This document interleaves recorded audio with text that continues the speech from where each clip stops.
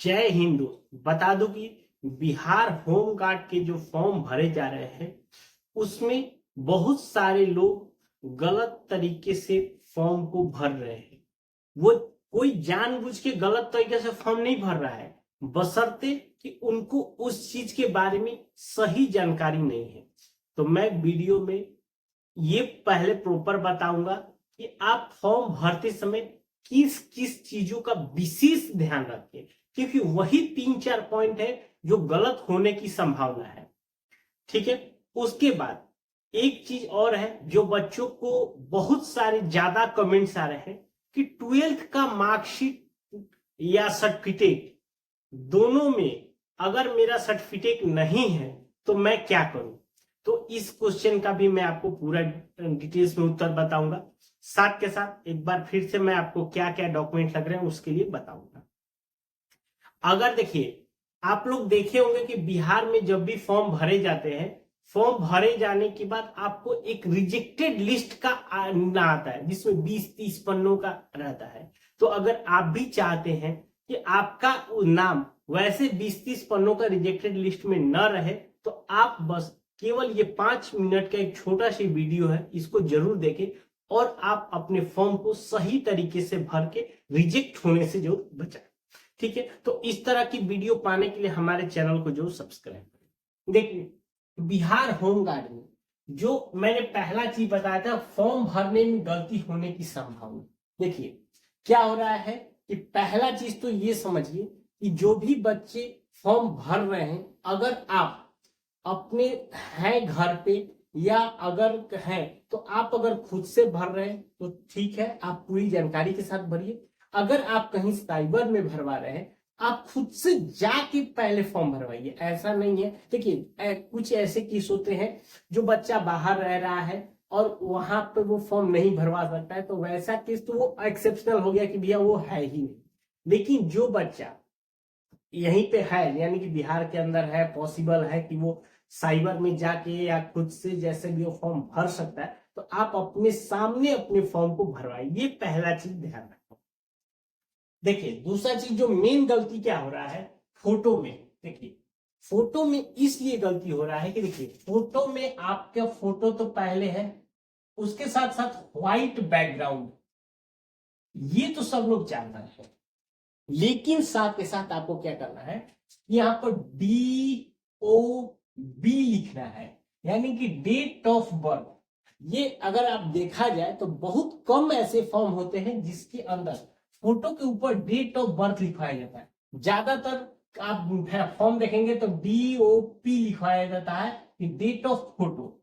तो ऐसा गलती नहीं करें। ऐसा नहीं कि अगर आप बिना समझे बस किसी का देख लिए कि उसके ऊपर डेट लिखा हुआ है, अगर आप नहीं समझ देंगे कि वो डेट ऑफ बर्थ लिखना है या डेट ऑफ फोटो लिखना है, तो आपका फॉर्म गलत हो सकता है। इसके लिए तो व्हाइट बैकग्राउंड साथ में डेट ऑफ बर्थ लिखना है, पहला चीज।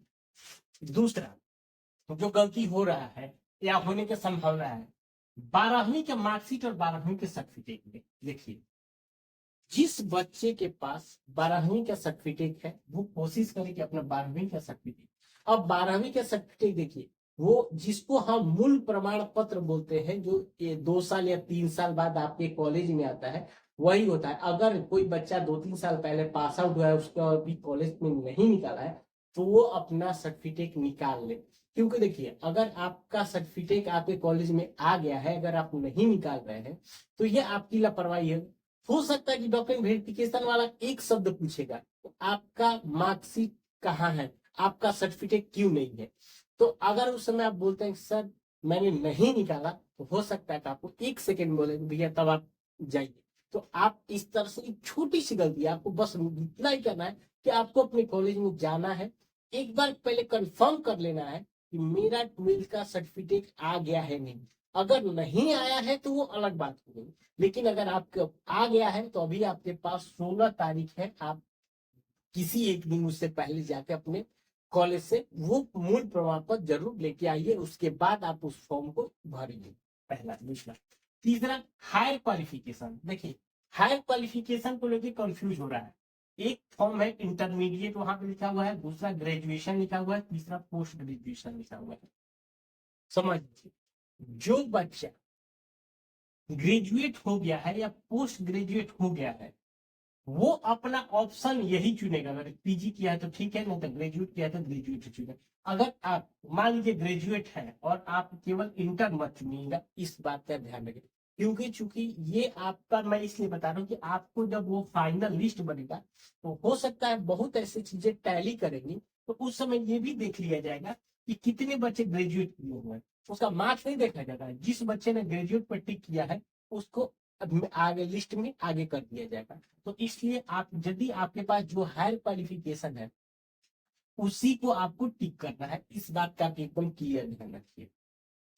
उसके बाद देखिए, एक और जो गलती हो रहा है ओबीसी, बीसी और ईबीसी वाले बच्चों को, वो एनसीएल और ओबीसी को लेकर होगा। देखिए मैं क्लियर कर दूं, बिहार के लिए एनसीएलसीओ करके आता है, या डीएम या एसडीएम जो भी है, और एक आता है बीओबीसीसीओ, या इस तरह से कोई कोड होता है। देखिए, एक एनसीएल होता है, एक बीबीओ। तो कभी भी आप अभी जिस होमगार्ड में बीबीए वाले फॉर्म को नहीं अपलोड करना है, आपको एनसीएल वालों को अपलोड करना है। ये एकदम क्लियर ध्यान है। यही कुछ पॉइंट्स है जिसको लेकर बहुत सारे लोग गलती कर रहे हैं। केवल ये नहीं कि वो बस नहीं जान पाने के कारण वो गलतियां हो रही है, कोई जानबूझ के गलती नहीं कर रहा है, वो चाहे वो खुद से भर रहे हैं या किसी साइबर में भरवा रहे हैं वहां पर। तो अगर आपको, देखिए मैं इसलिए इस वीडियो को मेरा बनाने का पर्पस है, अगर आपको इन चीजों को पता है, आप जब फॉर्म भरवाने जाएंगे तो अगर वो कोई सामने वाला भी अगर गलती करता है तो आप उसको पकड़ पाएंगे कि नहीं ये सर गलत हो रहा है, आप उसको बोल पाएंगे। अगर आपको नहीं पता है, वो किसी तरह से भी भर देगा, तो आपका क्या होगा, रिजेक्ट वाले लिस्ट में अगर होगा तो वो आपका नाम आएगा। तो इसीलिए आपको, आप अगर जाने रहेंगे कि ये चीजें गलतियां हो रही, तो फॉर्म भरते समय आप उसको अटेंशन करेंगे। ये चीज मत करिएगा, मेरा ग्रेजुएशन हो गया है आप ग्रेजुएशन पर टिक करिए, आप ट्वेल्थ मत टिक करिए, या मेरा पीजी हो गया है आप पीजी पे टिक करिए। तो ये चीजें कौन बताएगा, आपको पता है। तो आप जब उस साइबर वाले को, जो भी फॉर्म भरने वाले हैं उनको अगर आप बताएंगे, तभी तो वो आपको फॉर्म भर पाएगा। ठीक है। देखिए, दूसरा चीज है कि 12th सर्टिफिकेट नहीं है। वैसे बच्चे जिसने 12th पास कर लिया है लेकिन उसका सर्टिफिकेट अभी तक उसके कॉलेज में नहीं आया है, तो वो बिल्कुल न घबराए।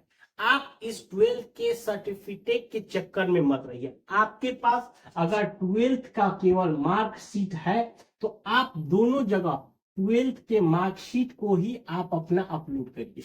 मैं इसलिए बोल रहा हूं कि आप अगर जब जाएंगे, क्योंकि वहां पे ये क्राइटेरिया नहीं है कि आप, अगर आपका समझिए बोर्ड के द्वारा अगर वो सर्टिफिकेट जारी ही नहीं किया गया है, तो आप कहां से लाएंगे। तो इसीलिए आपके पास एक कहने का मौका है कि सर मेरा अभिमूल प्रमाण पत्र बोर्ड के द्वारा ही नहीं दिया गया है।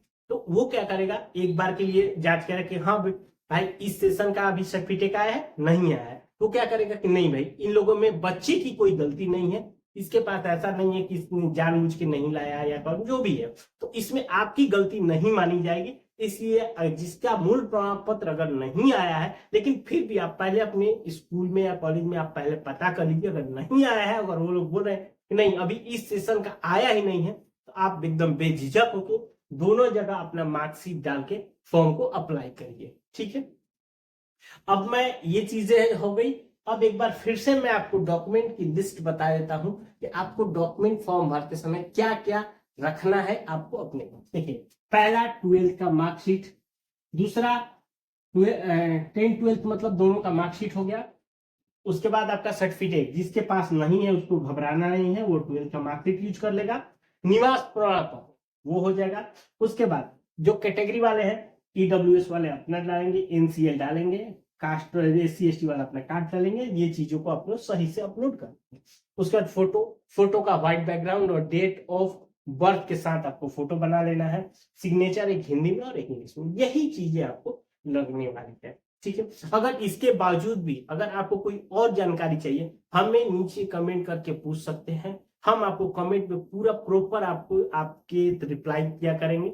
ठीक है। तो मिलते हैं नए वीडियो में, तब तक के लिए